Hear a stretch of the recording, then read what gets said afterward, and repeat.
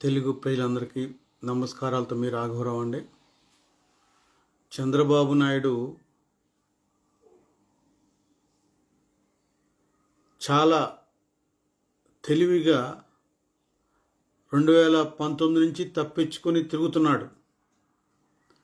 ఎందుకంటే పవన్ కళ్యాణ్ మాతో ఉంటే తప్పేంటని 2019 ఎన్నికలకు ముందు మొదలుపెట్టిన ఒక రకమైన వంచన, మోసం, జనసేన పార్టీని తక్కువ చేయడం, జనసేన పార్టీకి ఓట్లు పడకుండా చేయాలని ఒక ఒక దొంగ నాటకం తెరలేపి పవన్ కళ్యాణ్ మాతోనే ఉన్నాడని వాళ్ళ ఎమ్మెల్యేల చేత, ఎంపీల చేత అనిపించి మేము పొత్తు పెట్టుకుంటామని మాట్లాడించి అలా చేసి పవన్ కళ్యాణ్ ఉన్నాడని చెప్పిన తర్వాత ఏమైందండి? వెంటనే మీకు తెలియదు ఏముంది, వైసీపీ పార్టీ వాళ్ళు మొదలుపెట్టారు. చూసారా, చంద్రబాబు నాయుడే చెప్పాడు పొత్తుందని, వాళ్ళ ఎమ్మెల్యే చెప్పారు కనుక పవన్ కళ్యాణ్ చంద్రబాబు నాయుడుతోటే ఉంటాడు, వేరే వాళ్ళతోటి ఉండడు. ఎంత దారుణం అండి అసలుకి. చూడండి, నిన్న భగవంతుడు ఎక్కడో లేడండి, ఉంటాడు, ఖర్చుకు లేట్ అవుద్ది అంతే. నిజం నివురుగప్పు నిప్పు లాంటిది. ఎందుకంటే నిర్ణయం అంటే నిజం తెలియడం లేట్ అవుద్ది కానీ పక్కా తెలుస్తుందండి. అట్లా తెలిసింది మహానుభావుడికి.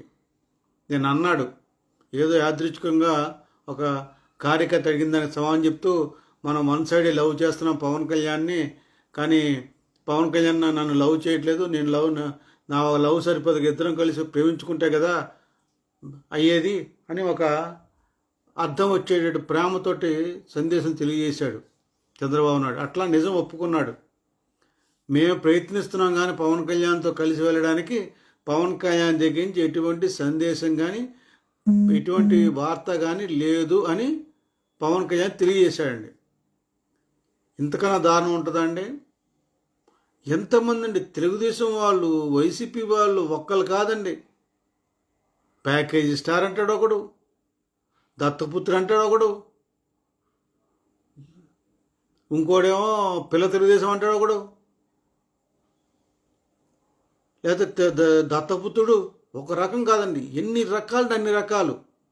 ఎవడ పడితే వాడు ఏది పడితే అది పవన్ కళ్యాణ్ గురించి చెడుగా మాట్లాడి పొద్దున్న లేస్తే మొదలు, నువ్వు పార్టీతో వ్యాపారం చేస్తున్నావు, ఒక పిల్ల పార్టీ పెట్టావు, ఇట్లా మాట్లాడి నానా యాగి చేశారు.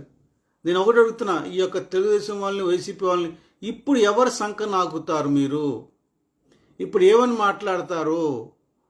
పవన్ కళ్యాణ్ గారు ఎవరితోటి పొత్తు లేడని క్లియర్గా చెప్తుంటే మీకు అర్థం కావటం లేదా? మేము చెప్తున్నాము ఎవరితో పవన్ కళ్యాణ్ కలవడని, అయినా మీకు అర్థం కావట్లేదా? ఇప్పుడు చంద్రబాబు నాయుడు స్వయంగా ఒప్పుకున్నాడు కదా, నేనే అడుగుతున్నాను పవన్ కళ్యాణ్ కలవాలని, కానీ పవన్ కళ్యాణ్ నాతో కలుస్తాను అంటలేదని క్లియర్గా చెప్పాడు కదా. ఇంతకన్నా సాక్ష్యం కావాలి మీకు? తెలుగు ప్రజలారా గమనించండి. ఇంత మంచి వ్యక్తిని మీరు కాపాడుకోకపోతే, ఒక మంచి రాజకీయం అంటే ఒక చిన్న పేదవాడు, ఒక రబ్బర్ చెప్పులు వేసుకునే వ్యక్తి, ఒక ఎంపీపీ కావచ్చు, సర్పంచ్ కావచ్చు, ఎమ్మెల్యే కావచ్చు, అయ్యే అర్హత కలగజేస్తున్న పవన్ కళ్యాణ్ లాంటి వ్యక్తిని మనం కాపాడుకోవాల్సింది బాధ్యత మనందరిపైన ఉంది. ఒక మంచి వ్యక్తిని మనం కాపాడుకోవాలి. ఇటువంటి వ్యక్తి మనకి దొరకడు. జీరో బడ్జెట్ పాలిటిక్స్ ఎవరు చేయలేరు. డబ్బులతో ఓట్లు కొనకుండా మీకు చదివి చెప్తున్నారు. మీరు సపోజ్ ఒక 10 కోట్లు ఖర్చు పెట్టి వాడు రాజకీయం చేసి ఒక ఎమ్మెల్యే అయితే ఆ 10 కోట్లకు 40 కోట్లు సంపాదించాలని చూస్తే ఎన్ని సినిమాలు మనం డైలాగ్ వింటున్నామండి. ఆడు 40 కోట్లు సంపాదించాలని ప్రయత్నం చేస్తుంటాడు తప్పితే మనకి ఏ రకంగా ఉపయోగపడ్డు, ప్రజలకు ఏమో ఉపయోగ అని సినిమాలో డైలాగ్ వింటాము, చూస్తాం, చప్పట్లు కొడతాం, బాధపడతాం, కానీ బయటకు వచ్చేసరికి మాత్రం ఓట్లు మాత్రం ఒక రౌడీలకి, గోండాలకి. చూడండి, తెలుగుదేశం పార్టీ ఎటువంటి పార్టీ, వైసీపీ పార్టీ ఎటువంటి పార్టీ, ఇద్దరు డబ్బులతో రాజకీయం చేసేవాళ్ళు, ఇద్దరు రౌడీ రాజకీయం చేసేవాళ్ళు. అందుకని మీరు మంచిని గ్రహించి మానవత్వం ఉన్న వ్యక్తిగా పవన్ కళ్యాణ్ మీరు అందరూ కలిసి ఆదరించి ఈ ఇద్దరు దొంగలకి కాకుండా ఎందుకంటే 50-60-40 రేషియోలు పంచుకుంటున్నారు.